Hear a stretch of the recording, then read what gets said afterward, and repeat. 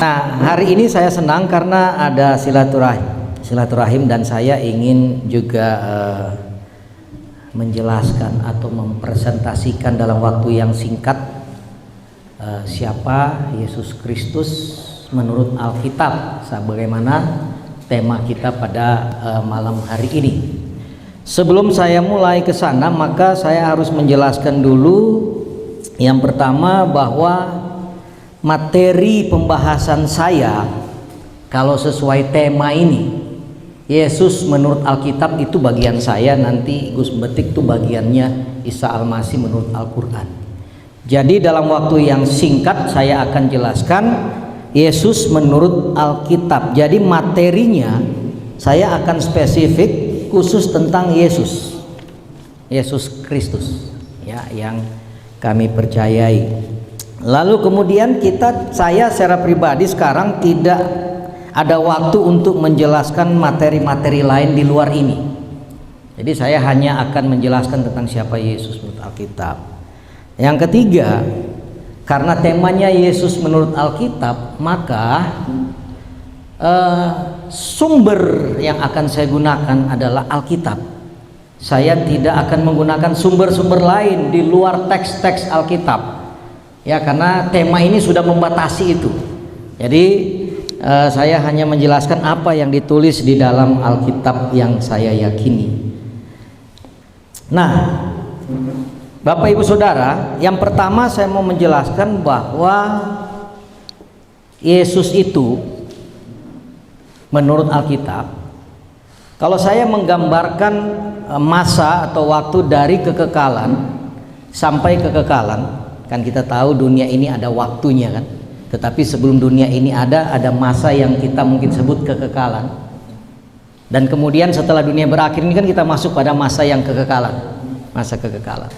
Nah, menurut teks-teks Alkitab, Yesus itu sebelum dia menjadi manusia, dia itu adalah disebut firman. Firman itu jadi dari kekal dia sudah ada. Yesus itu dari kekekalan sudah ada.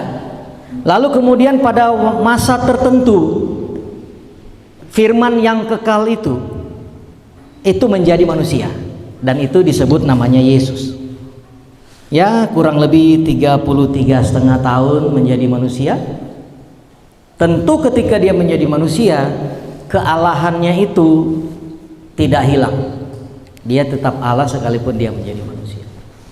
Dan setelah itu dia naik ke sorga, ya dia juga tetap Allah. Jadi dari kekekalan masa sejarah manusia sampai pada kekekalan, Yesus itu adalah Allah. Nah, saya akan bahas sedikit mulai dari masa sebelum dunia ini diciptakan, yang saya sebut kekekalan sebelum dunia ada. Saya mau minta tolong untuk dibukakan dari Injil Yohanes. Saya sudah minta di download tadi ya. Dalam kekekalan, Injil Yohanes pasal 1 ayat 1 sampai 2, kemudian ayat 3, ayat 4, ayat 9, dan lalu saya akan minta buka Yohanes pasal 8 ayat 58. Itu saya akan menjelaskan Yesus itu, atau belumlah disebut Yesus, sebutlah itu firman itu ada di dalam kekekalan.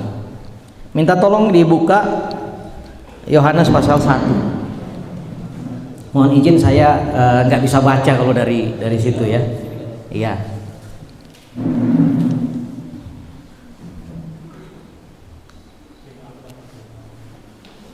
Injil Yohanes 1 ayat 1 itu dijelaskan bahwa firman itu adalah Allah. Jadi kalau firman itu, jadi sebelum saya pakai istilah Yesus ini kan manusia. Sebelum dia jadi manusia, dia itu di Alkitab disebut sebagai firman. Nah, firman itu adalah Allah. Injil Yohanes pasal 1 ayat 1 mengatakan, pada mulanya adalah firman. Firman itu bersama-sama dengan Allah, dan firman itu adalah Allah. Ada 3 frase di situ. Frase pertama, pada mulanya adalah firman. Lalu frase kedua, firman itu bersama-sama dengan Allah. Dan frase ketiga, firman itu adalah Allah. Nah, dalam kepentingan penjelasan saya malam ini, saya hanya ambil frase pertama dan ketiga, karena frase kedua mungkin tidak berkaitan. Nah, frase pertama dikatakan pada mulanya adalah firman. Pada mulanya adalah firman. Istilah pada mulanya ini apa sih? Di dalam teks Yohanes 1 ayat 1. Istilah pada mulanya ini dalam teks aslinya mau mengatakan bahwa sebelum dunia ini diciptakan, bahkan sebelum segala sesuatu ada, yang saya sebut tadi dari kekekalan, dari masa kekekalan, firman itu telah ada, dan firman itu terus-terusan ada. Dalam bahasa aslinya, saya nggak usah sebut bahasa asli, tapi kira-kira pengertiannya begitu. Saya ingin menyederhanakan saja. Jadi pada mulanya adalah firman itu berbicara bahwa sebelum ada dunia ini, pada masa kekekalan firman itu sudah ada, dan firman itu tidak pernah tidak ada. Bahkan sampai kapanpun dia akan tetap ada. Itu pada mulanya adalah firman. Lalu frase yang ketiga itu sangat jelas sekali, bahasa Indonesianya saja dikatakan, dan firman itu adalah Allah. Allah di sini yang dimaksud kalau dalam bahasa aslinya itu pakai istilah theos, ya itu ya Allah gitu ya, pencipta langit dan bumi. Jadi penulis Injil Yohanes dengan tegas mengatakan dalam pasal 1 ayat 1 frase yang ketiga, itu satu statement yang sangat tegas sekali, tidak ragu-ragu. Dia menulis dan firman itu adalah Allah. Maka saya nggak pernah ragu kalau firman itu adalah Allah. Lalu kemudian ayat yang ketiga masih Injil Yohanes pasal 1 dikatakan, mana ayat yang ketiga? Ayat yang ketiga dikatakan apa itu? Segala sesuatu dijadikan oleh Dia, dan tanpa Dia tidak ada satupun yang telah jadi dari segala yang telah dijadikan. Ayat 3 ini mau menegaskan bahwa firman itu adalah pencipta. Segala sesuatu dijadikan oleh Dia, segala sesuatu dijadikan oleh Sang Firman. Lalu Yohanes 1 ayat 4, bahwa Sang Firman itu adalah hidup itu sendiri. Mana ayat 4? Ayat 4, dalam Dia ada hidup, dan hidup itu adalah terang manusia. Jadi di dalam firman itulah ada kehidupan yang sesungguhnya. Ya, makanya jangan heran kalau Dia bisa menciptakan sebuah kehidupan, karena firman itu adalah ada hidup, ada kehidupan yang sejatinya tuh di situ. Lalu kita loncat Yohanes pasal 8 ayat 58. Yohanes pasal 8 ayat 58. Dikatakan bahwa Yohanes 8 ayat 28, Yesus mengatakan bahwa sebelum Abraham ada, aku sudah ada. Jadi di dalam pemahaman kami, Yesus itu dari teks-teks tadi itu ya ada yang namanya praeksistensi. Jadi sebelum Dia eksis sebagai manusia, Dia sudah ada dari sononya. Nah, itu ayat-ayat yang saya share secara singkat ya. Lalu kemudian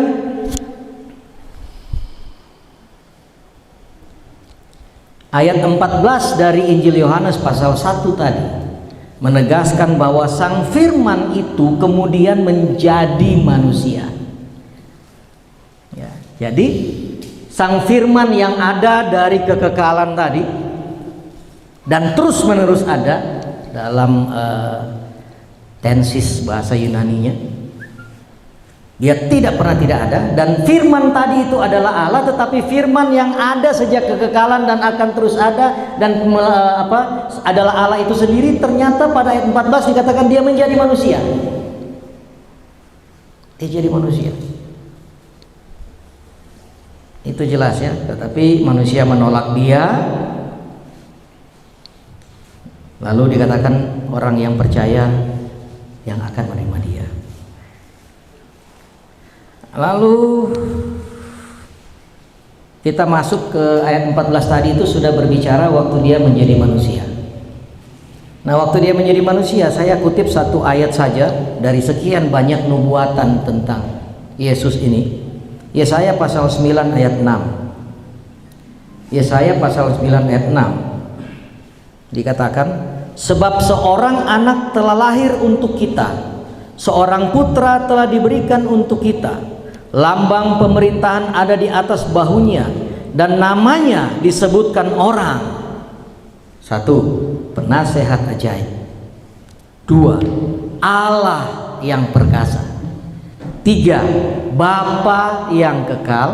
Dan keempat, Raja damai.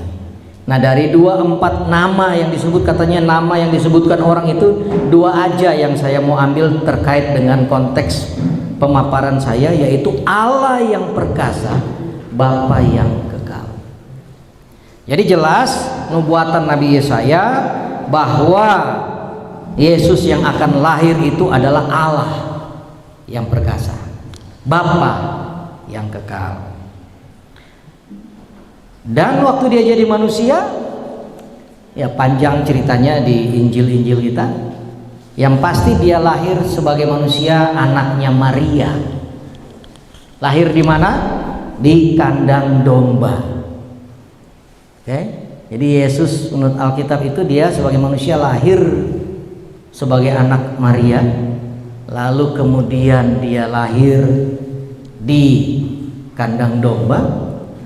Lalu kemudian dia mati. Dia hidup sebagai manusia, lalu kemudian dia mati di kayu salib demi penebusan dosa-dosa manusia, seluruh manusia, bukan hanya Israel, bukan hanya orang Kristen, tapi semua orang. Dia mati di salib, tapi kemudian alam maut atau alam kematian itu nggak sanggup nahan dia. Hari yang ketiga dia bangkit. Hari yang ketiga dia bangkit. Menurut kesaksian Alkitab, hari yang ketiga dia bangkit, kemudian dia menampakkan diri kepada para murid, dan akhirnya dia naik ke surga. Dia naik ke surga dan dia berjanji dia akan datang kembali untuk menjemput semua orang yang percaya kepadanya, bahkan untuk menghakimi dunia. Jadi dia akan datang sebagai hakim untuk menghakimi dunia. Lalu setelah itu ya sudah hidup di dalam kekekalan. Nah, pada saat dia naik ke surga, pada saat kita selesai waktu kita di dunia ini, yang kita sebut kekekalan, tadi sebelum dunia ada itu kekekalan, dunia ada dia menjadi manusia, kemudian ketika dia naik ke surga, nanti dunia ini selesai, kiamat bahasa sehari-hari kita akan masuk pada masa kekekalan. Nah, di dalam masa kekekalan paling tidak ada 2 ayat yang akan saya sharing pada saudara malam hari ini. Yang pertama 1 Petrus 3 ayat 22. 1 Petrus 3 ayat 22 dikatakan, yang duduk di sebelah kanan Allah setelah ia naik ke sorga, sesudah segala malaikat, kuasa dan kekuatan ditaklukkan kepadanya. Saudara perhatikan istilah yang duduk di sebelah kanan Allah. Jangan kita berpikir oh ada kursi 2 di sana gitu ya. Oh ini Allah, ini Yesus, enggak. Frase ini menunjukkan kesetaraan Yesus dengan Allah, dan Yohanes 1 ayat 1 tadi Yesus itu adalah Allah. Lalu yang menarik Wahyu 22 ayat 3, Yesus itu dalam kekekalan itu menjadi pusat ibadah manusia. Wahyu 22 ayat 3 mengatakan, maka tidak akan ada lagi laknat, tahta Allah dan tahta anak domba akan ada di dalamnya, dan hamba-hambanya akan beribadah kepadanya. Jadi pada masa kekekalan nanti di surga, di sini dikatakan orang akan beribadah itu menyembah Yesus sebagai anak domba yang ada di tahtanya. Nah, saudara, Yesus adalah Allah dari kekekalan sampai kekekalan. Dari saya presentasinya cukup dulu segitu, nanti kita akan masuk pada diskusi nanti. Terima kasih, Tuhan Yesus memberkati.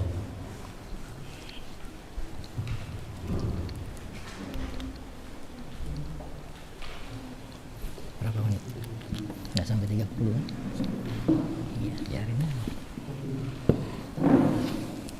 Waktu ini masih tersisa 13 menit. Allah,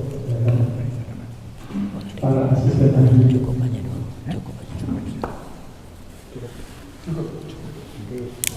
Ya.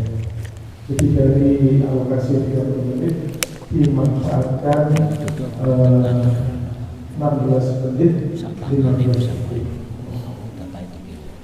Baiklah, kita masuk ke pemaparan kedua yang akan disampaikan oleh narasumber kedua, Gus Budi atau Mas Suporto. Ya, saya persilakan, waktunya sama 30 menit. Bismillahirrahmanirrahim. Asyhadu an la ilaha illallah, asyhadu anna Muhammadar Rasulullah. Allahumma sholli ala sayyidina Muhammad wa ala ali ala sayyidina Muhammad kama sholaita ala sayyidina Ibrahim wa ala ali sayyidina Ibrahim fil alamina innaka Hamidum Majid. Alhamdulillah. Terima kasih. Ada yang baik ini mic-nya? Terima kasih ya. Pertama saya ucapkan terima kasih kepada tamu terhormat saya, Bapak Ferdinand bersama teman-temannya. Semoga pertemuan ini semakin mempererat persaudaraan kita, dan sebuah harapan kapan kiranya kami balik diundang di Sekolah Teologi Bapak untuk kita saling diskusi di sana. Kalau kali ini kami yang mengundang, mungkin bisa diatur rencana kapan kami yang gantian diundang di kampus Bapak begitu. Oke, saya lanjut aja Pak ya. Kita bisa duduk bareng berkumpul di sini mendiskusikan wajah Yesus dalam perspektif Bible dan wajah Kanjeng Nabi Isa dalam perspektif Al-Qur'an karena kita sama-sama ya mengakui yang itu, pengakuan itu sebagai syarat terjadinya dialog ini. Kalau syarat itu tidak terpenuhi, dialog ini tidak bisa terjadi. Pertama, Yesus atau Isa bukanlah dia satu sosok yang fiktif. Ya. Jadi dia hidup nyata, jadi bukan fiktif yang itu dibingkai dalam mitologis. Ya, melainkan sosok yang historis masuk dalam antropologis budaya kehidupan kita sebagaimana layaknya manusia seperti kita. Jadi dia bukan sosok fiktif yang mitologis. Ya. Berikutnya ya, kita akan berbicara episode-episode dari setiap manusia sebagaimana mestinya yang itu direkam oleh dua kitab suci yaitu Bible dan Al-Qur'an ya. Khususnya kalau dia setelah Paskah ya, Paskah maksudnya sebelum ya, itu memang kita harus masuk ke perjanjian lama ya. Tapi kalau perjanjian baru itu setelah kehadirannya di dunia. Oke. Dan Al-Qur'an pun memotret. Jadi Bible itu khususnya perjanjian baru memotret, perjanjian terakhir juga memotret. Jadi kita punya 3 perjanjian. Perjanjian lama itu Torah.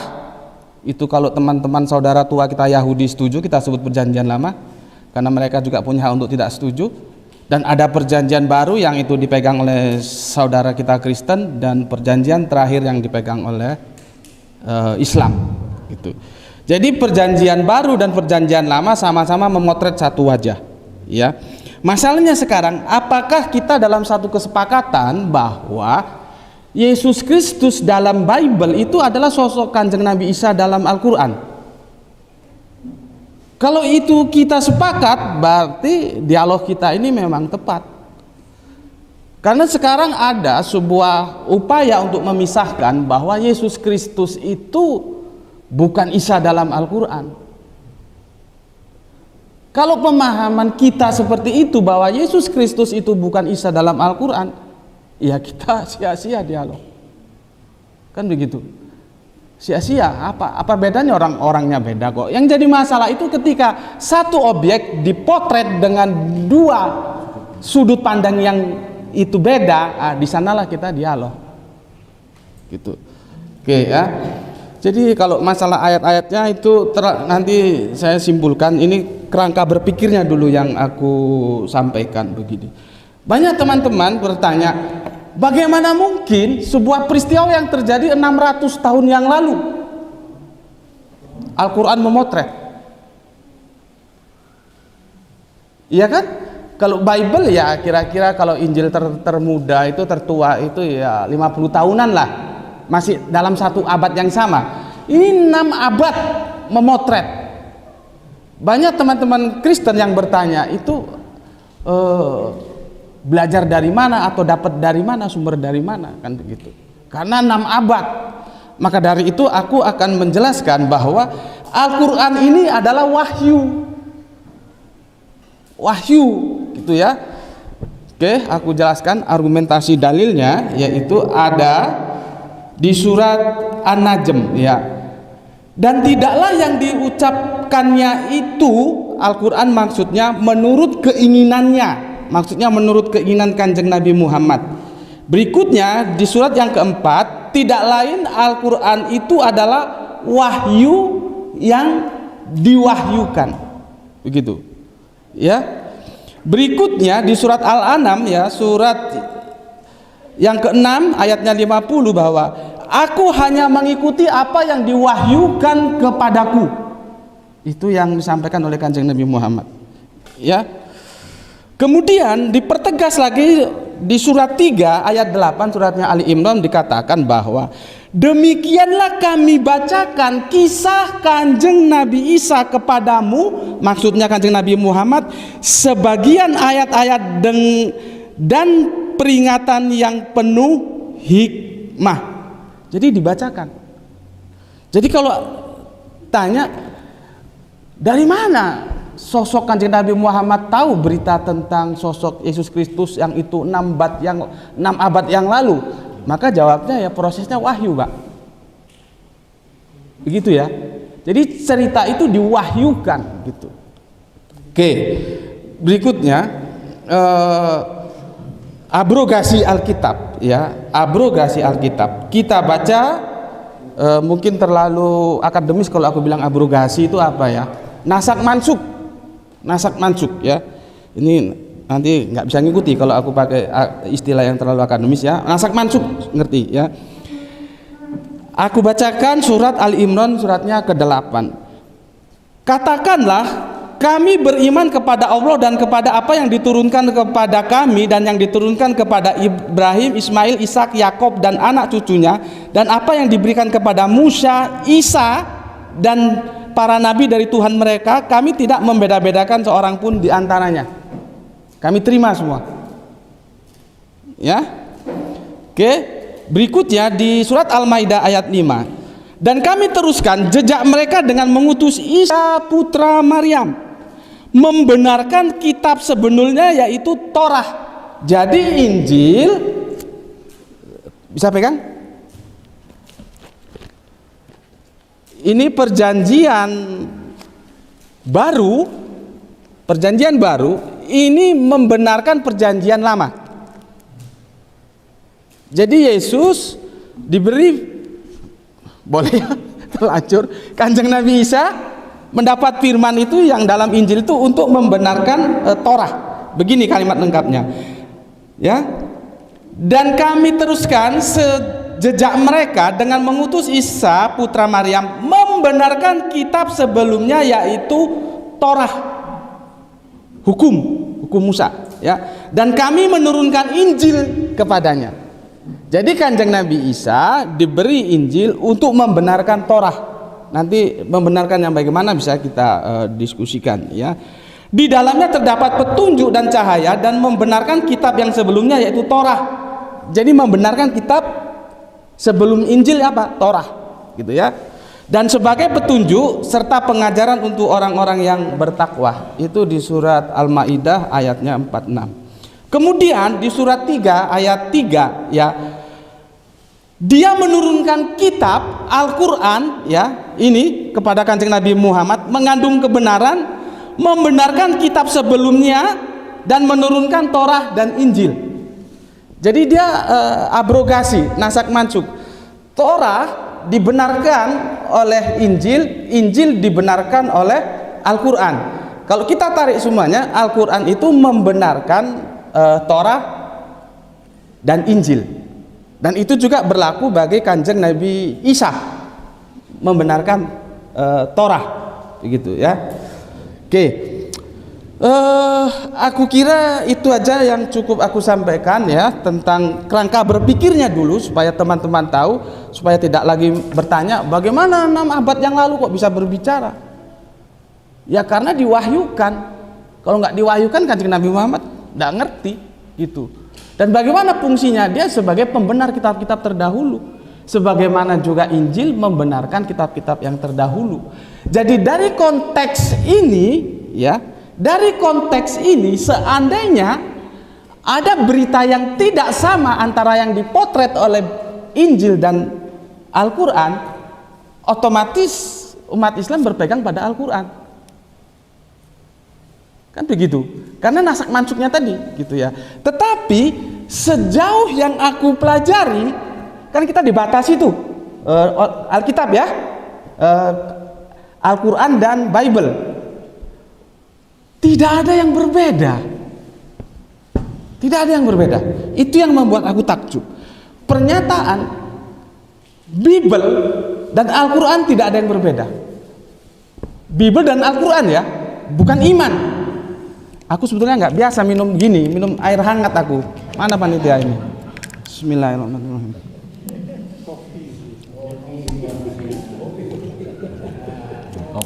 Ya, aku nggak harus panas, apa teh panas. Oke, sejauh yang aku pelajari itu tidak ada yang berbeda. Ya, kita lihat lahir lewat pemberitaan yang ajaib, dan itu terlukis di Bible. Bagaimana ketika Ibunda Maryam berkunjung ke rumahnya Elizabeth, iya kan? Persis sama yang disampaikan di Al-Quran.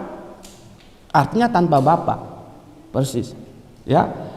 Kemudian begitu juga bahwa akhirnya harus menghindar karena cercaan-cercaan Yahudi. Kita tahu hukum Yahudi bahwa pezina itu hukumnya berat, rajam. Pada saat itu Al-Quran tampil membela bahwa Ibunda Maryam bukan seorang pezina. Dari situ aku yakin kalau teman-teman Kristen yang paham, dia tidak akan memandang Al-Quran sebelah mata, karena Al-Quran memberikan pembelaan yang jelas. Ya. Setelah itu menyampaikan pesan bahwa beliaunya tidak segan menjadi seorang hamba. Ya, nanti ayatnya bisa kita lihat sama dengan apa yang dinyatakan oleh Bible. Meskipun tadi katanya Yesus itu Allah, nanti kita diskusikan di sana. Apakah benar Yohanes itu menyatakan bahwa Yesus itu sebagai Allah gitu. Berikutnya hanya ada perbedaan sedikit, tapi teman-teman Kristen tentunya tidak menerima karena itu ada di Injil Thomas. Bagaimana Kanjeng Nabi Isa membuat burung dari tanah liat. Dan berikutnya lagi yang menjadi perbedaan adalah lokus, di mana tempat kelahiran beliau. Al-Quran mengatakan di bawah pohon korma, Bible mengatakan itu betul, palungan. Tapi dunia kekristenan telah salah memotret kandang. Padahal kalau kita lihat antropologis budaya, palungan itu belum tentu kandang. Gitu. Ya. Jadi hanya dua ini aja yang berbeda. Lain-lainnya sama, tidak ada masalah. Persamaan yang menarik adalah bahwa di surat 61 itu Kanjeng Nabi Isa sudah menginformasikan akan lahir penerusku yang bernama Ahmad. Ya, itu menarik. Karena apa menarik? Ternyata terjadi ya kesamaan dengan apa yang disampaikan Yohanes. Aku akan minta kepada Bapa seorang penolong yang lain agar engkau ya, atau pakai dia agar dia menyertai engkau selama-lamanya. Dua ini menarik dan sempat saya diskusikan dengan seorang jebolan dari Australia, sekolah teologinya di Australia. Itu yang sangat menarik. Saya kira itu dari saya sudah kehilangan waktu ya. Masih. Oh, masih 15 menit ya. Masih 15 menit. Oke. Jadi dari itu sekarang mana yang mau kita bicarakan? Kalau melihat dari apa yang disampaikan oleh Pendeta Ferdinand mau memfokuskan bahwa Yesus itu Allah. Monggo. Kalau itu yang mau kita bicarakan, apakah benar Alkitab mengatakan Yesus itu Allah? Karena di Al-Quran jelas hamba. Ya. Oke. Kalau misalkan nih, aku akan memfokuskan sebetulnya siapa sih yang disampaikan oleh Yesus di dalam kitab Yohanes bahwa aku akan minta kepada Bapa seorang penolong yang lain. Ini siapa? Itu juga menarik untuk kita diskusikan, gitu ya. Jadi mana yang mau kita diskusikan? Saya ngikuti saja, ya. Bagaimana yang akan kita diskusikan? Saya kira cukup itu penjelasannya. Mungkin ada mungkin dengan perlu tambahkan kalau masalah turunnya Nabi Isa ini ada berbeda, jangan sampai nanti difahami atau dinyebut. Begini Pak Ferdinand ya,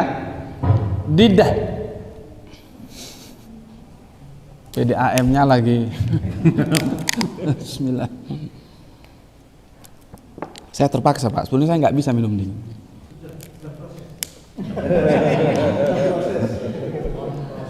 Gini Pak Ferdinand, kalau Pak Ferdinand mengatakan bahwa Kanjeng Nabi Isa atau Yesus nanti datang dalam kedatangan yang kedua, saat ini sedang mempersiapkan tempat di surga, itu dalam perspektif Islam itu terjadi dualisme.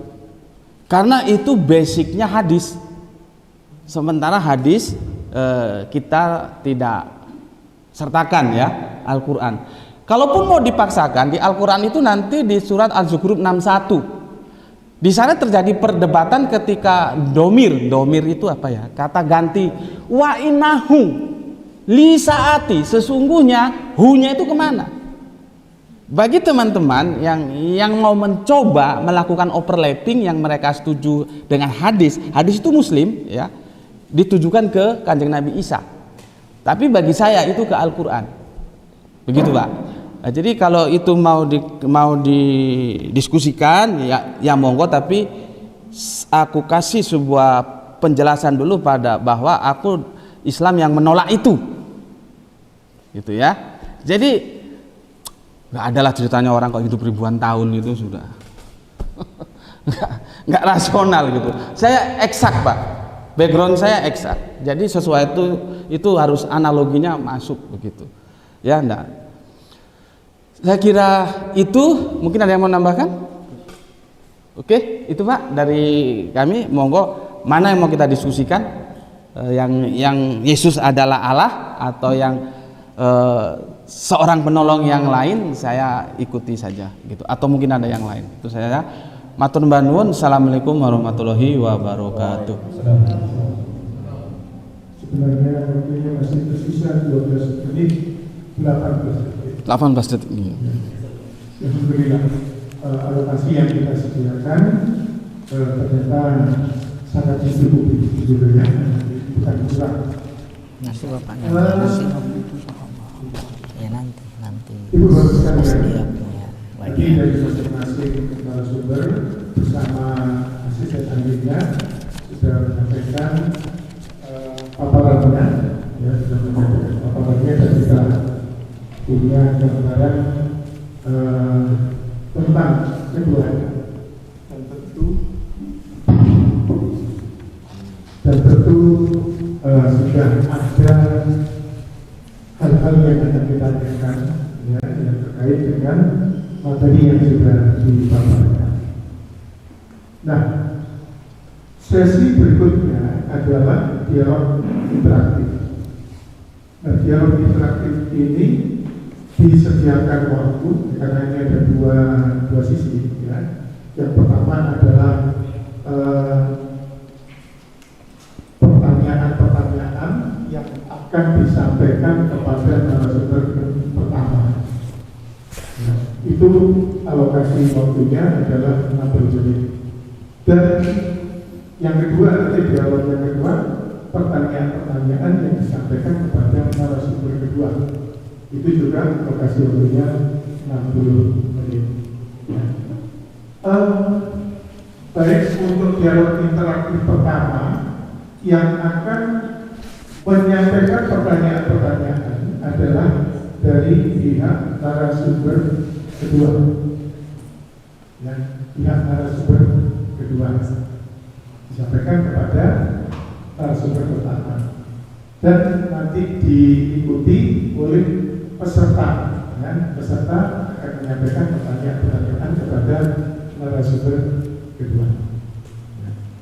Kemudian nanti dijawab pada narasumber pertama. Kemudian nanti akan dijawab oleh narasumber pertama. Ahmad tadi ayat surat apa ya? Baik, saya Ahmad beri Ismu kesempatan 61 kepada narasumber kedua, 61 ayat 6. timnya Gus Bedik, ya, untuk menyampaikan pertanyaan kepada narasumber pertama. Saya persilakan.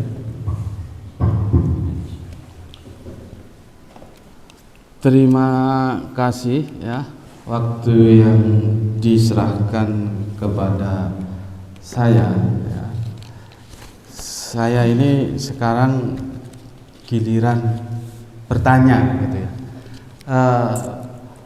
Bisakah saya dijelaskan supaya saya bisa menerima bahwa Yohanes 1 pasal 1 itu dasar argumentatif bahwa Yesus itu adalah Allah,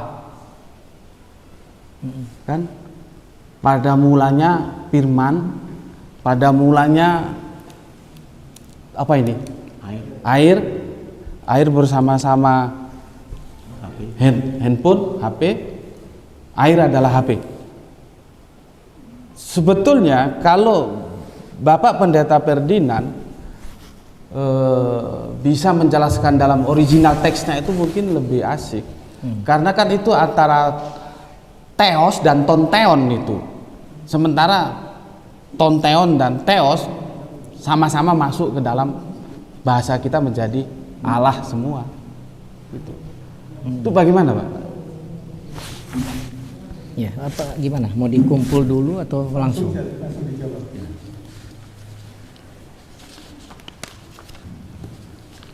Baik, terima kasih. Kalau kita mau lihat Injil Yohanes 1 ayat 1 itu NRK Hologos, lalu yang terakhir itu firman itu adalah Allah, yaitu dari sudut parsingnya dalam teks asli itu memang mengatakan bahwa Yesus itu adalah Allah, Pak.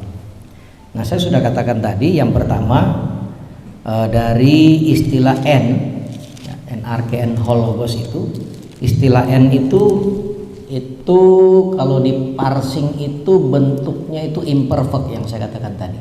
Imperfect itu dia sudah ada, ya, ada dari sononya dan dia tetap ada, gitu. Jadi dari sudut keberadaannya saja sang firman ini sudah jelas dia bukan manusia biasa. Dari sudut keberadaannya saja dia bukan manusia biasa, karena Yohanes 1 ayat 1 sangat jelas sekali mengatakan frase pertama dan ketiga itu. Frase pertama itu pada mulanya adalah firman, itu istilah N di situ, NRK Hologos itu merujuk pada tensisnya itu imperfect, dia punya kasus itu, Pak. Imperfect itu berarti dia sudah ada pada mulanya sana dan dia tidak pernah tidak ada. Itu ayat 1 frase pertama. Nah, kalau bicara frase yang ketiga dan firman itu adalah Allah, ya memang nggak usah pun dipakai Yunaninya, bahasa Indonesianya sudah tepat sekali. Itu memang jelas, itu saya katakan itu statement yang sangat jelas. Firman itu adalah Allah. Itu walaupun ada misalnya saksi Yehova yang mengatakan bahwa firman itu hanya suatu Allah. Begitu. Tetapi di situ sangat jelas Ya, bahasa Indonesianya aja itu firman itu adalah Allah. Itu bukan suatu Allah. Maka kalau Bapak Ibu baca Alkitabnya Saksi Yehova, itu terjemahan mereka itu yang 1 ayat 1 berbeda. Mereka katakan firman itu adalah suatu Allah saja. Begitu. Dan kalau lihat frase yang kedua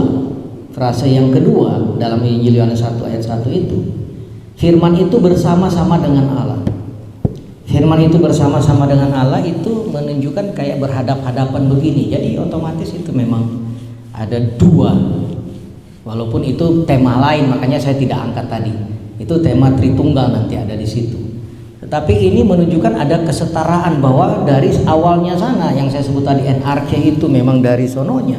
Itu memang firman sudah ada dan keberadaannya bersama-sama dengan Allah itu sendiri, dan kemudian ditutup frase terakhir ya firman itu adalah Allah. Kenapa Yohanes menuliskan 3 frase ini? Itu menjawab juga sebenarnya ada banyak persoalan-persoalan gereja mula-mula itu. Ya, ada menjawab juga bidat-bidat. Jadi Injil Yohanes 1 ayat 1 ini ya menjawab banyak bidat. Ya, banyak bidat. Gitu loh. Jadi sebenarnya Injil Yohanes 1 sangat jelas itu, Gus. Pada mulanya adalah firman, sekali lagi NRK Logos itu dia dari sononya, dan dia tidak pernah tidak ada, dan dia Logos itu artinya sudah ada dari sononya. Lalu dia setara, dia berada bersama-sama dengan Allah. Jadi dia pada zaman awal mula itu dari kekekalan itu dia sudah ada bersama-sama dengan Allah. Lalu ditegaskan frase yang terakhir bahwa ya firman itu adalah Allah. Begitu. Boleh saya potong? Silakan. Kalimatnya kan jelas, Pak. Ya, kalimatnya kan jelas. Pada mulanya Kang Mas Wahid itu bersama-sama dengan Gus Beti.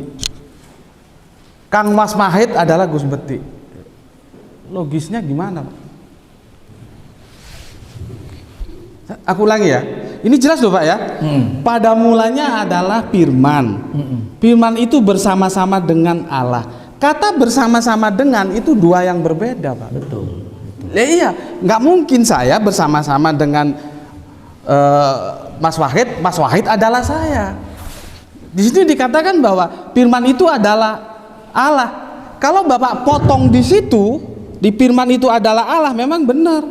Cuma kan kita tidak boleh potong, itu harus dalam satu rangkaian narasi, ya. Seperti ini loh Pak. Pada mulanya Aqua bersama-sama dengan ballpoint. Aqua adalah ballpoint. Ini logikanya sulit Pak. Kecuali Bapak mengatakan bahwa itu bahasa sastra is okay. Bahwa lagu dangdutun mengatakan cemara biru, padahal sampai mampus nggak ada cemara biru itu. Jadi ini sebetulnya adalah karya sastra yang masuk ke dalam Injil karangannya Yohanes. Kalau Bapak bilang itu sebuah karya sastra, saya bisa nerima. Tapi kalau Bapak bilang ini sebagai sumber dasar untuk mengatakan Yesus adalah Allah, saya kira sesuatu yang lemah.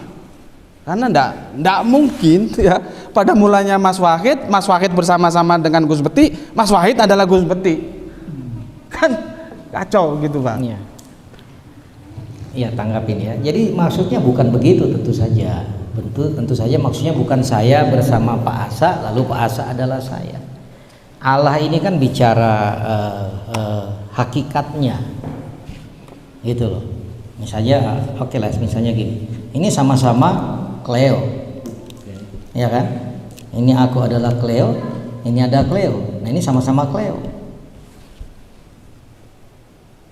Iya Pak, itu kan sama-sama kan. Iya, sama-sama Allah, bukan Allah itu adalah firman. Itu Pak. Iya, Kan firman itu adalah Allah. Iya. Artinya kita harus bedakan antara hakikatnya. Ini kan makanya masuknya jadi ke Tritunggal. Ya, jadi itu sama-sama hakikatnya Allah, Pak. Jadi dua pribadi. Gini loh Pak ya. Bapak kan sudah masuk ke dalam itu sama-sama hakikatnya Allah Pak. Iya. Itu kan iman Bapak yang bicara. Teksnya tidak bicara begitu. Teksnya bicara begitu, Pak. Tidak, pada mulanya adalah firman. Iya. Yang firman itu siapa? Yesus. Yesus. Yang Iya. Allah itu siapa? Allah. Yesus itu juga Allah, ditegaskan di frase terakhir. Loh Bapak enggak, jangan- Allah itu siapa? Allah itu ya Allah. Lah ya berarti kan Bapa dalam ini konotasinya Lah, Bapa. iya, Pak. Berarti Dalam kan ini bukan konotasinya Yesus. Bapa. Iya. Nah itulah Bapa nah makanya dalam pemahaman kami Yesus dan Bapa itu berbeda personifikasinya. Pak. Tapi hakikatnya sama. Tetapi gini, Gus, kita kan tidak bicara Tritunggal. Kita lagi bicara tentang, saya sedang menjelaskan tentang siapa Yesus. Nah, menurut teks ini, Pak, sangat jelas, Gus. Teks ini sangat jelas mengatakan Yesus ada dari sononya, dari kekekalan, dan dia tidak pernah tidak ada. Oke? Lalu teks ini jelas mengatakan dia bersama-sama dengan Allah. Termasuk tadi yang saya kutip Wahyu juga kan begitu, semacam ada duduk di sebelah kanan, ada tahta Allah, ada tahta Yesus, ya kan? Nah, itu kalau mau bicara Yesus, saya nggak mau terpancing masuk ke Tritunggal. Saya lagi mau bahas siapa Yesus menurut teks ini. Nah, menurut teks ini jelas ada 3 penjelasannya dalam Yohanes 1 ayat 1. Yang pertama, Yesus sudah ada sejak kekekalan. Yang kedua, dia bersama-sama dengan Allah. Yang ketiga, dia itu adalah Allah itu sendiri. Lalu kemudian teks selanjutnya yang saya jelaskan tadi membuktikan dia Allah, bukan hanya ini. Dia itu menciptakan segala sesuatu. Pak, gini loh Pak. Yang saya mau itu ayat per ayat dulu. Bapak jangan mengeksplor ke ayat lain. Iya, ini Yohanes 1 ayat 1 ini teks. Enggak, begini Pak. Kalau Ya. Bapak mengeksplor bahwa Yesus itu menciptakan, oh tidak Pak. Itu kalau dilihat dalam bahasa lain itu Yesus tidak menciptakan. Yesus itu kita lihat di Kolose dia ciptaan mula-mula justru. Itu nanti. Lah iya Pak, makanya Yohanes dulu. makanya jangan ke situ. Iya. Satu ayat ini aja dulu. Ya itu sudah Pak. Satu ayat tadi saya sudah jelaskan. Belum Pak. Orang teksnya kan sudah jelas. Bagaimana logika saya bisa menerima? Saya masa harus mengulang-ulang lagi dua contoh ini? Iya. Yang bersama-sama itu jelas bukan dia dan dia. Jelas, betul. Lah ya kok di sini disamakan terus jadi Allah? Atributnya, Enggak, Pak. hakikatnya sama. Gini, Pak. Ini tidak Sama ini berbicara loh Pak. atribut. Ini sama-sama Cleo, tapi 2 Cleo yang berbeda Pak. Iya kan? Ini sama-sama Cleo, berada bersama-sama nih. Tapi ya namanya Cleo. Ini Cleo, ini Cleo, sama. Kecuali kalimatnya gini, Pak. Gimana? Pada mulanya Firman. Firman itu bersama-sama dengan Bapa. Dan Firman itu adalah Allah. Artinya mereka sama-sama Allah. Tapi teksnya kan tidak begitu. Oh, penerima Injil Yohanes itu paham Pak bahwa Yohanes maksudkan itu adalah Bapa. Gitu aja. Kita kan berpikir Allah itu ya jadi seolah-olah Yesus bukan Allah, ini Allah. Enggak, makanya dijelaskan dalam frase yang ketiga bahwa Firman itu adalah Allah. Frase itu, Pak, kalau Bapak potong memang benar. Tapi kalau Bapak tarik dari pertama itu anak SD aja tahu ini kalimat bermasalah. Tapi tadi kan aku kan Nah, bukan hanya iya, mengkritisi. betul. Aku kan memberi sebuah solusi. Kalau ini kita terima sebagai bahasa sastra, tidak masalah, saya juga bisa menerima. Tapi kalau diterima sebagai kebenaran tekstual, bagaimana kita mau menerima ayat seperti ini? Mungkin mau dilanjutkan? Ya, jadi begini Bapak, ya. Ini pertanyaannya, apakah makna itu berdasar pada teks ataukah makna ada dalam keyakinan? Kalau makna itu ada dalam keyakinan, Selesai. tidak perlu kita bicara apapun. Justru kehadiran teks itulah yang harus kita tunjukkan. Ya. Karena jejak Tuhan ada di teks ini. Karena itu maka teks ini wajib maknanya ada dalam teks. Jadi bukan ada dalam subjek. Kalau ada dalam subjek, maka kemudian apapun ya sudah. Kok namanya juga menurut saya kok juga kita siapa ini. Tapi kalau kita mau bicara objektif, maka kita harus lari kepada teks. Ya. Ibaratnya begini Bapak Ibu. Ketika kita melihat sesuatu pakai kacamata merah, maka apapun kemerahan. Saat kita melihat pakai kacamata hijau, apapun kehijau-hijauan, maka jangan gunakan kacamata. Baca yang pakai oleh Pak Ferdinand. Maka yang hitam akan hitam, yang putih akan putih, yang merah akan merah. Nah, apa kacamata itu? Teks. tidak boleh subjektif. Makna harus dalam teks. Kenapa? Karena Tuhan memberi itu lewat teks. Kira-kira saya nambahin yang ini. Iya, makanya kan saya minta ayo kita tunduk sama teks. Gitu, Pak. Cuma kan aku memberikan solusi, Pak. Kalau Bapak nggak bisa menjelaskan ya tidak masalah. Artinya ini kita terima sebagai bahasa sastra. Memang ini kan lahirnya dari himne Platonis. Gitu. Iya, begini, teks ini bukan masalah iman. Iman itu mempercayai teks. Tapi jangan lupa bahwa teks ada konteksnya. Oke? Teks ada konteksnya. Nah, konteksnya apa kalau Yohanes 1 ayat 1? Kalau secara tekstualnya, ayat 2 dan seterusnya, Pak. Jangan kita lepas. Makanya seperti Gus bilang tadi, nggak bisa hanya dicopot frase pertama, harus utuh satu kalimat. Nah, untuk memahami satu kalimat ini juga nggak bisa berdiri sendiri dicopot satu ayat, Gus. Harus dilihat ayat-ayat yang lain. Makanya saya katakan tadi, lihat ayat selanjutnya, ayat-ayat selanjutnya yang saya presentasikan secara cepat tadi. Nggak bisa tidak kita harus mengatakan bahwa Sang Firman itu adalah Allah, karena Firman itu mencipta. Di situ dikatakan ayat 3, segala sesuatu dijadikan oleh Dia. Itu konteks dekatnya, Pak. Jadi untuk menjelaskan ayat 1, kalau Gus nggak percaya itu Firman adalah Allah, itu konteks terdekat itu ayat 3. Segala sesuatu dijadikan oleh Sang Firman itu. Mana bisa Dia bukan Allah kalau Dia menciptakan segala sesuatu. Dan ayat 4, konteks terdekatnya itu dalam Dia ada hidup. Nggak ada kehidupan di dalam diri kita sebagai ciptaan kecuali dari yang Sang Pencipta. Jadi jangan juga diangkat sendiri ayat 1-nya. Coba baca teks ini Yohanes pasal 1 pada keseluruhannya. Oh, sangat jelas. Itu loh. Apalagi kalau kita mau bicara Injil Yohanes, teologi Yohanes secara keseluruhan. Nanti kita lihat misalnya tujuan Injil Yohanes ini ditulis untuk apa? Tentang keesaan Tuhan. Untuk apa sih Yohanes menulis ini, Injil Yohanes ini? Apa tujuannya?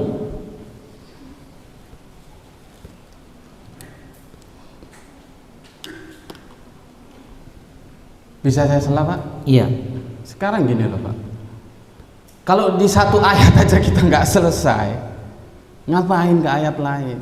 Karena kalau Bapak ke ayat lain, saya juga akan ke ayat lain. Saya akan geret Bapak ke Kolose. Di sana jelas Yesus itu ciptaan. Bagaimana ciptaan dikatakan pencipta? Ini ada masalah terjemahan. Karena oleh Dia dan lewat Dia itu berbeda. Dijadikan oleh Dia. Oke, jadi gini, Gus. Beda, Pak. Oleh Dia dan melalui Dia itu beda. Oke, saya potong, Gus. Saya lanjutkan ya. Ini bicara hermeneutika. Tadi ayat 1 nggak boleh ambil satu frase. Harus lihat utuh satu kalimat. Oke? Lalu untuk mengerti satu kalimat harus lihat satu perikop minimal. Untuk memahami satu perikop harus lihat satu pasal. Untuk memahami satu pasal, satu kitab. Makanya kenapa saya ambil ayat lain dalam pengertian apa sih tujuan kitab ini? Jadi saya nggak lari dari situ, Gus. Kalau Gus ke Kolose itu lari namanya, gitu loh. Justru saya masih pada teks ini menjelaskan Yohanes pasal 1.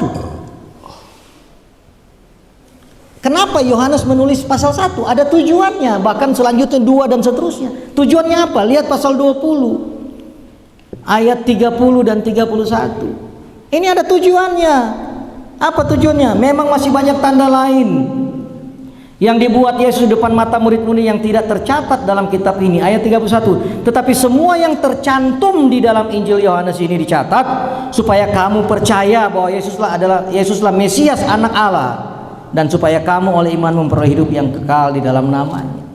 Jadi tujuan Yohanes justru mulai dari pasal 1 ayat 1 supaya pembaca Injil Yohanes ini, Pak, tolong saya selesaikan dulu. Saya mau lihat ayat berapa? Saya selesaikan. Ayat 31, Pak.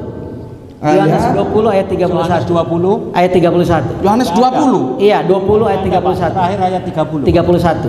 Mana, Pak? Tidak ada, Pak. Terakhir 30, Pak. 31. Injil Yohanes pasal 20 ayat 31. Tetapi semuanya yang tercantum di sini. Yohanes berapa sih, Pak? Yohanes 20 ayat 31. Oh, Bapak sudah lari ke Yohanes 20. Saya mau menjelaskan tujuan, saya udah jelasin tadi Pak. Bapak kalau memahami satu frase di dalam Yohanes 1 ayat 1, Bapak harus baca 1 ayat 1 itu lengkap. Bapak mau memahami pasal 1 ayat 1, Bapak harus baca satu perikop itu minimal. Bapak untuk memahami satu perikop harus mempelajari satu pasal minimal. Nah, untuk satu pasal Bapak harus pelajari satu kitab. Lanjut, Pak. Oke, enggak apa-apa, lanjut. Oke ya. Nah, jadi saya belum lari ya. Sebentar. Saya mau katakan saya tidak lari dari teks Yohanes 1. Oh, nanti dulu. Ya? Nanti dulu. Maksud aku mengikuti Bapak dulu. Yohanes Ya. berapa? Aku mau lihat. Yohanes 20 ayat 31. 20 ayat 31. Oke, coba baca, Pak. Tetapi semua yang tercantum di sini telah dicatat supaya kamu percaya bahwa Yesuslah Mesias, Anak Allah, dan supaya kamu oleh iman memperoleh hidup dalam namanya. Oke, boleh aku komentari? Boleh. Ada dikatakan Yesus adalah Allah? Enggak ada. Anak Allah kan? Anak Allah. Clear. Nah, anak Allah itu pemahaman Yohanes itu apa? Apa pemahaman Injil Yohanes? Bukan Allah berarti kan? Bukan. Enggak, Yohanes memahami itu Allah. Bagaimana mungkin, sebentar, bagaimana mungkin Yohanes menulis tujuan Injil Yohanes ini supaya orang percaya dia anak Allah, dalam pengertian bukan Allah, sementara di dalam bagian-bagian Injil Yohanes dia menulis Yesus itu adalah Allah, termasuk Yohanes 1 ayat 1. Jadi tidak ada pertentangan dalam isi Yohanes 1 itu. Apa bedanya Allah dengan anak Allah, Pak? Itu sama. Kok salah? Dalam perspektif Yohanes. Iya, dalam perspektif Yohanes kan. Lah, begini loh. Iya, Pak, silakan. Saya mau katakan bahwa Injil Yohanes ini ditulis abad pertama. Logikanya, paradigmanya, dan segala sesuatunya itu berdasarkan penulis abad pertama. Bukan logika kita yang hidup di abad ke-21. Jadi kita harus tanya Yohanes, apa sih Yohanes maksudnya anak Allah? Jangan kita langsung bilang, oh karena istilahnya Allah dan anak Allah berarti berbeda. Itu kan paradigma kita sekarang. Cara berpikir kita sekarang, kita harus tahu. Makanya saya bilang tadi, untuk memahami misalnya juga anak Allah, saudara harus pelajari Injil Yohanes secara utuh. Semuanya, latar belakang penulisannya. Oke, kenapa saya mau tanya. Tadi Bapak mengatakan bahwa itu adalah paradigma Yohanes. Ya. Bisa Bapak tunjukkan dan perspektif Yohanes ini dengan dalil bahwa Yohanes mengatakan anak Allah itu adalah Allah. Coba di mana dalilnya? Saya cuplik-cuplik ya. Yang pertama tadi ya. Yang penting Yohanes mengatakan bahwa anak Allah itu adalah Allah. Silakan.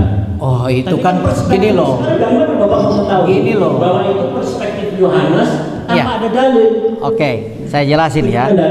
Saya jelasin. Yang pertama bahwa yang dimaksud Yohanes punya perspektif begitu bukan berarti Yohanes ada di Yohanes ini mengatakan anak Allah sama dengan Allah. Nggak begitu. Itu satu. Sebentar Pak, saya jelasin. Tidak begitu logikanya, ya. Lalu dari Tapi, mana Bapak tahu bahwa nah ini saya mau jelaskan. Nah yang pertama tadi dalam pembuka Injil Yohanes dia sudah sebutkan itu. Saya hanya cuplik 1-2 ayat aja.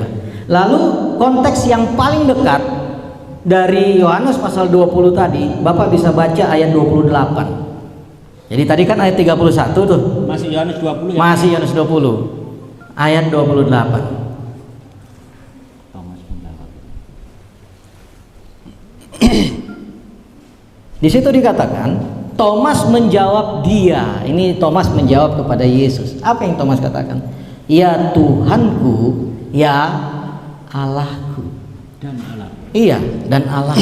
Jadi kalau Yohanes, iya ada dua kata, ada dua istilah. Tuhan dan ada Allah. Iya, Tuhan dan Allah. Nah, kenapa Yohanes menuliskan pengakuan Thomas ini bahwa Yesus adalah Allah?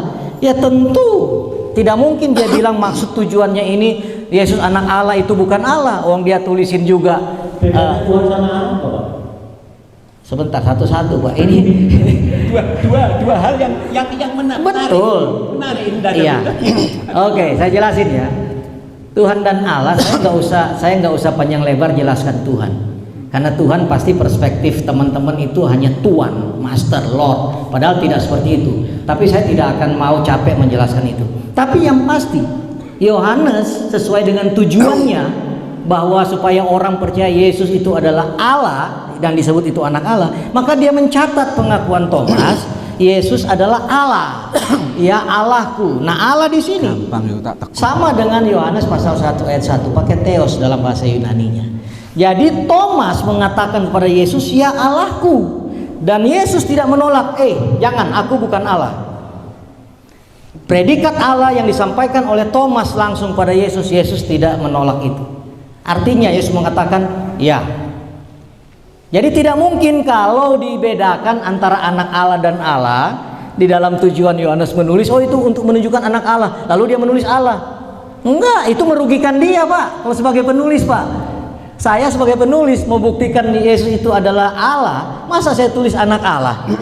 Ya, tapi memang itu perspektifnya. Maka ketika Thomas menyebut dia Allah, itu nggak ada masalah. Jadi Allah itu ya anak Allah itu sendiri. Demikian. Terima kasih. Silakan Pak Alek mau tambah. Berarti Yesus itu Allah atau anak Allah? Itu sama dalam Loh. perspektifnya. Pak, ini Koco. Ya. Anakku mana? Anak Koco itu, Pak. Itu sama nggak antara Koco dan anak Koco? Ya bukan begitu maknanya. Makanya saya katakan tadi sama seperti Gus. Oke, Pak. Oke, Pak Alek silakan, Pak Alek tambahin. Sebentar, saya komentari. Oke, silakan. Karena kalau tidak ini bisa nggak karu-karuan. Iya. Ya. Kalau Bapak mau bicara tentang Thomas menyebut ya Allahku, ya Tuhanku, Bapak tidak bisa potong begitu saja. Iya. Bapak harus baca ayat itu Iya. mulai Yesus menampakkan diri kepada Thomas. Betul. Bapak harus turun lagi, Yesus menampakkan diri kepada murid-muridnya. Betul. Setelah Yesus disalib dan dibangkitkan loh ya, bukan bangkit. Artinya kalau nggak ada yang bangkitkan ya nggak bisa bangkit itu, ya kan dibangkitkan loh ya. Ya, Yesus kan datang kepada teman-teman kan, kepada muridnya. Thomas nggak ada. Iya. Betul. Teman-teman bicara kepada Thomas. Apa kata Thomas? Kalau aku tidak melihat dengan mata kepalaku sendiri, aku tidak percaya.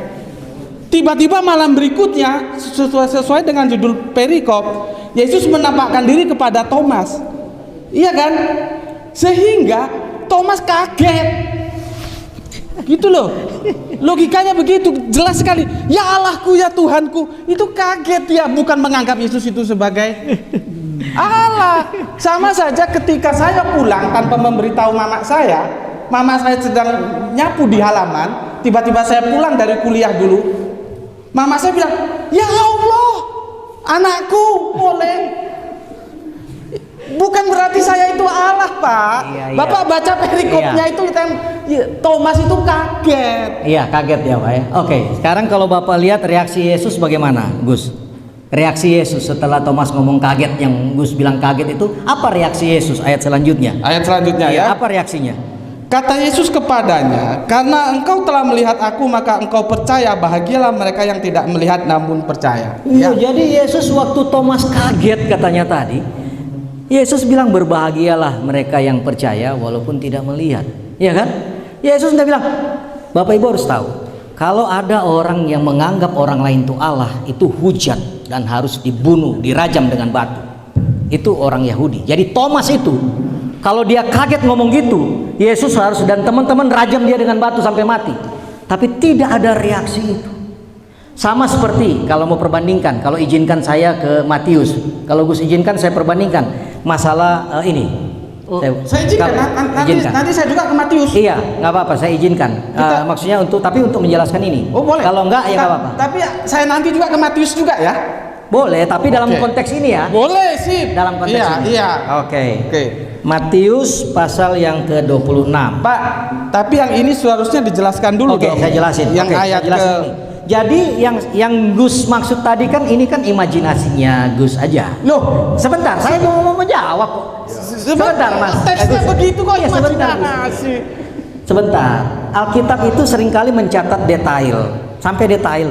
Jadi kalau dia kaget, Alkitab juga akan catat gitu. Makanya ini kan spekulasi bagi saya sebagai penafsir Alkitab dengan dengan metode-metode yang ketat, maka ini spekulasi kalau mengatakan dia kaget.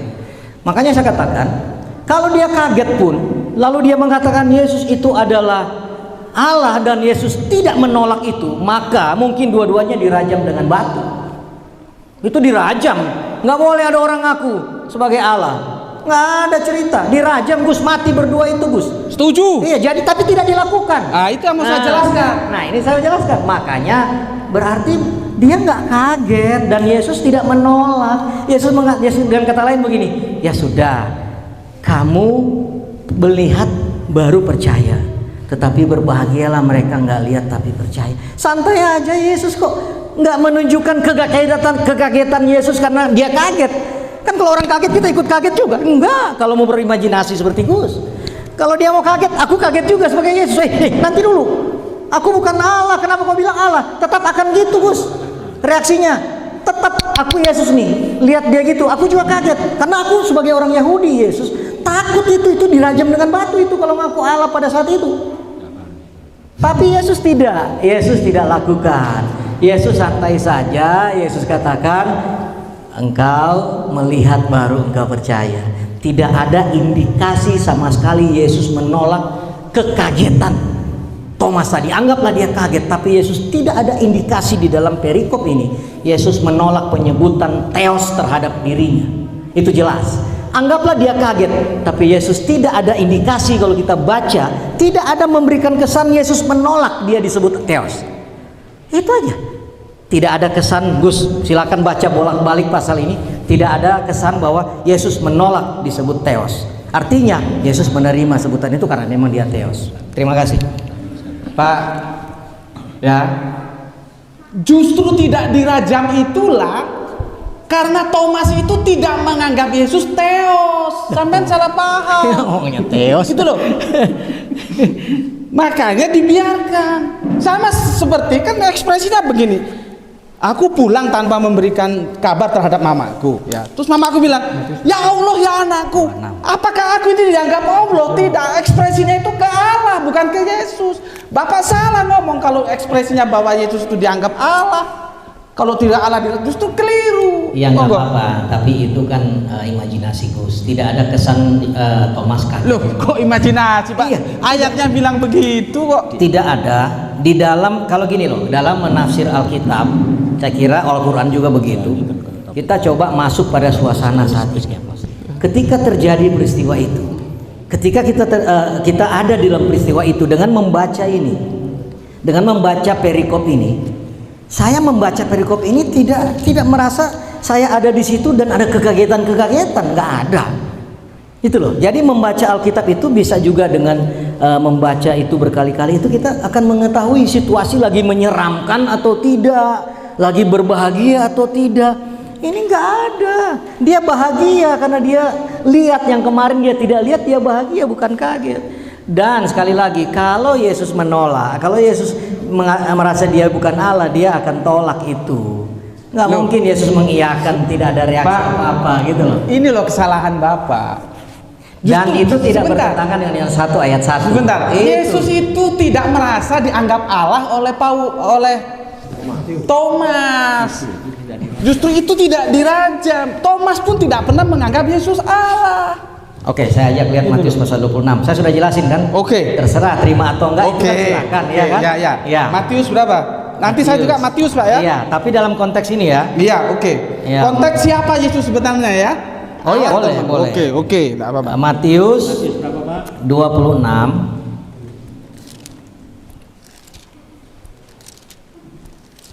waktu Yesus ditangkap itu ya, Ayat sebentar.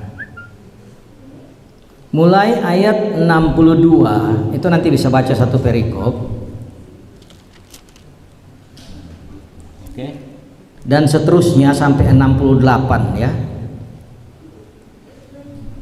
62 dikatakan begini. Lalu imam besar itu berdiri dan berkata kepada Yesus, "Tidakkah engkau memberi jawab atas tuduhan-tuduhan saksi-saksi ini terhadap engkau?"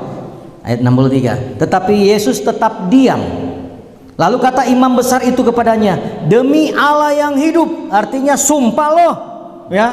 Ini nggak main-main ini pertanyaan imam besar ini.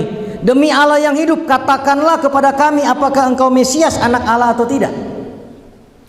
Oke, itu pertanyaan semacam sumpah. Ini pertanyaan nggak main-main. Demi Allah ini, demi Allah yang hidup, bersumpah kau, katanya gitu kan, kira-kira gitu. Jawab Yesus, engkau telah mengatakannya. Akan tetapi aku berkata kepadamu, mulai sekarang kamu akan melihat Anak Manusia duduk di sebelah kanan Yang Maha Kuasa dan datang di atas awan-awan di langit. Ayat 65. Maka imam besar itu mengoyakkan pakaiannya dan berkata, ia menghujat Allah. Untuk apa kita perlu saksi lagi? Sekarang telah kamu dengar hujatnya, dan seterusnya dan seterusnya. Lalu dia divonis hukum mati. Apa yang mau saya sampaikan di sini? Jadi dia ditanya gini loh, sumpah ya Yesus ya, kamu itu Mesias anak Allah atau bukan? Lalu Yesus katakan, engkau telah mengatakannya. Artinya apa? Yesus katakan, iya betul. Iya kan? Iya betul. Tapi nggak hanya di situ, ada tambahan kalimat dari Yesus. Ya, aku berkata kepadamu, mulai sekarang kamu akan melihat Anak Manusia duduk di sebelah kanan Allah Maha Kuasa dan akan datang di atas awan-awan di langit. Yesus tambahkan dengan dua hal, bahwa dia akan duduk di sebelah kanan Yang Maha Kuasa. Nah tadi sama dengan Yohanes 1 ayat 1, bersama-sama dengan Allah, dan Wahyu tadi bersama-sama akan duduk di sebelah kanan Maha Kuasa dan akan datang di awan-awan. Nah, karena jawaban Yesus itu yang pertama membenarkan ya pertanyaan apakah engkau adalah Mesias anak Allah yang hidup, Yesus membenarkan. Lalu ada tambahan dua frase tadi, akan duduk bersama Allah, lalu kemudian akan datang di awan-awan. Apa reaksi imam besar? Imam besar itu memang orang nomor satu Yudaisme. Apa yang dia katakan? Ini orang sudah menghujat Allah. Kenapa menghujat Allah? Karena dia ngaku Allah, maka nggak perlu lagi Nggak dirajam. disalib. Ya, oke, seperti itu. Jadi sekali lagi, Matius dalam cerita ini Yesus mengatakan, ya akulah Allah. Begitu loh. Terima kasih. Oke, Pak. Mungkin waktunya kita bagi-bagi, jangan dilihat moderator, mungkin ada kesempatan bagi kami ya. Nggak apa-apa, ada ini. Nggak apa-apa, waktunya jalan terus kok Pak Asa. Silakan aja kalau mau ngomong, langsung aja. Karena waktu ini ada timingnya. Pak, Anda masih Ada timingnya. Bapak lihat di sini, ini waktu Anda, kita punya waktu di sini. Oke, jadi saya kembali ke Yohanes yang awal tadi. Pak, saya sebetulnya mau mengomentari Pak. Ya sebentar. Saya coba ngomong Tidak topik nanti. Saya bukan Islamologi, bukan Kristologi, tapi umat. Silakan. Saya mau mengatakan ini. Di Yohanes 1 pada mulanya adalah Firman. Firman itu bersama dengan Allah. Dan Firman itu adalah Allah. Jadi kalau analoginya tadi seperti Pak Ferdi pada mulanya, kemudian bersama saya Dan saya, ya, kemudian Pak Ferdi adalah Pak Asa. iya, Ferdi dan Pak Asa, tapi disebut Firman. Jadi analogi yang sifatnya itu disebut dengan yang bersifat material atau tubuh itu mungkin tidak tepat, tapi dia merujuk kepada hakikat keilahian di sini di ayat pertama ini, karena disebut dan ya Firman itu juga adalah Allah. Sebentar, saya minta konfirmasi lagi. Yang tidak tepat apa tadi Pak? Tadi kan seolah-olah ada dua manusia ya kan? Pada mulanya seperti saya analogikan ya, dua oknum. Ya, kemudian pada ada ayat lanjutan ayat itu, Firman itu disebut juga Allah. Jadi dia tidak cocok kalau analogi dua tubuh, dua oknum. Berarti ini adalah sebentar. bicara hakikat. Berarti dalam konteks ya Yohanes 1 pasal 1 itu ada dua oknum atau satu oknum? Satu hakikat. Iya, satu hakikat. Nah ini yang tidak dimengerti. Nanti pada berikutnya ada jelas. Pak, Berapa? Firman itu kemudian ada menjadi daging, tapi bicara di Yohanes 1 ini bicara hakikat, Pak. Kemudian saya ngomong sebagai umat, tidak cukup kita mau melihat satu kalimat, tapi siapa sih yang disebut dengan Yohanes 1 ini? Ya Kristus. Dia membuat fenomena. kelahirannya fenomenal, karyanya fenomenal, mujizatnya fenomenal, kematiannya fenomenal, kebangkitannya fenomenal, iya kan? Janjinya fenomenal. Itu secara utuh kalau kita melihat Yesus Kristus versi Alkitab. Tadi tidak cukup dengan membedah-bedah kalimat tanpa makna. By definisi mungkin kita agak bingung juga, tapi kalau pemaknaan, tujuan dan maksud itu lebih jelas, menjadi lebih jelas. Begitu. Jadi menurut saya analogi tubuh bahwa tidak cocok untuk Yohanes 1 ayat 1. Demikian. Ya. Terus terang saya bingung ini. Jadi ada dua statement yang bertentangan. Jadi pertama tadi mengatakan adalah dua hakikat. Bukan satu hakikat. Satu hakikat. Kemudian dikatakan lagi bahwa Allah dan anaknya adalah satu hakikat juga. Itu bicara konteks. Itu bicara konteks. Sebentar. Ini pertanyaan sederhana aja. Mohon maaf ini ya. Tentang ketuhanan Kristen ini diajarkan di anak-anak SD enggak? Anak-anak SD, anak-anak kelas 3, 4, 5 diajari enggak kira-kira tentang ketuhanan? Tentang masalah ini? Diajarkan. Kira-kira mereka bisa menerima enggak? Saya saja bingung ini terus terang. Apalagi anak SD ya. Terus terang saya bingung. Pak, saya lahir sebagai orang Kristen dan saya nggak pernah bingung dari saya kecil. Wah, iya, berarti doktrinnya mantap. Iya, nggak pernah bingung. Kalau bapak bingung silakan. Saya dari kecil nggak pernah bingung. Berarti doktrinnya mantap. Iya, nggak pernah bingung, Pak.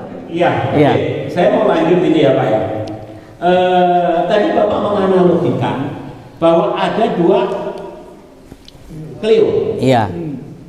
Kemudian saya tanya, kira-kira Cleo ini bisa mencipta Cleo ini enggak? Kalau Cleo teks bisa menciptakan Cleo enggak? kalau teks Yohanes pasal 1 Iya.